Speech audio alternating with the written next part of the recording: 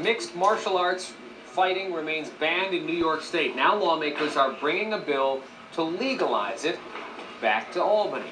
If these bare knuckle fights are regulated, New York would be the 46th state to do so. However, some lawmakers argue it's too violent and maybe sets a bad example for the kids. So where does the bill stand this time around? 13 Rams' Rachel Barnhart found out. That's right. There's a new push to get the bill passed by June. One of the chief opponents in the assembly is retiring, and Irondequoit Assemblyman Joe Morelli is expected to sign on as a sponsor.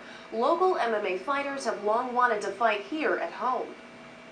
A lot of guys don't do it because they like to fight. They like the competition. Eduardo Pavone is a mixed martial arts trainer and fighter. He said the sport, also known as ultimate fighting, has evolved. You have more of a mainstream crowd, more rules and regulations, weight classes, and referees are very good to make sure minimal damage is done to these fighters. But MMA competitions are illegal in New York State. Serious fighters have to travel. I would love to go down the street and, go home right after and not have to stay the night somewhere, I'd love that. I believe that it'd be much better for us to be able to fight in our own home state. Supporters say MMA will bring in much-needed revenue to the state and keep fights from going underground where they're not regulated. Assemblyman Joe Morelli told the Albany Times-Union he will likely sponsor a bill to legalize MMA, saying, "I don't know what separates this from boxing or football or sports like it. I took karate. People enjoy it." It's just like any other sport.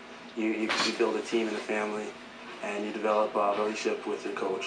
But is MMA dangerous? Any contact sport is dangerous, whether it be boxing, mixed martial arts, football, hockey. You can get injured in any of these sports that involve contact. The bill has passed the Senate the last 2 years, but has gotten stuck in the Assembly.